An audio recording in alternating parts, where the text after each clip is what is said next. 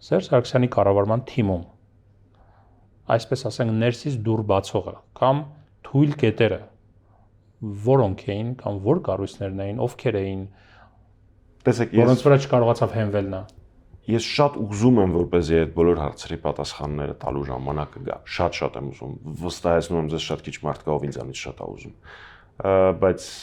ես չէ, որ դրա մասին առաջինը պիտի խոսեմ։ Ֆրանկ Կարապետյանը ուժեղ կետներ, թե թույլ։ Ես չէ, որ դրա մասին պիտի խոսեմ, բավականաս։ Ես այդ ժամանակ թե չեմ եղել այդ թիմի մաս, որ ցավոք սրտի։ Չէ, բայց հաստատ խոսած կլինեք դրա մասին։ Ասում եմ, ես ունեմ որոշակի ծավալով ինֆորմացիա այդ իրադարձությունների մասին, բայց ես չէ, որ առաջինը պիտի դա հանրայնացնի։ Ներսից դուր բացողները եղել են։ Կարծում եմ նախագահ Սարգսյանը իր հարցազրույցում ակնարկելով, որ տարբերությունը, որ Հայաստանում ստացվեց, իսկ Վրաստանում չստացվեց, պատճառներից 3 կամ 4 պատճառ նշում, եթե մեկը նշում է էլիտայի կուռ լինելը, դրանից կարելի է հետևություններ անել։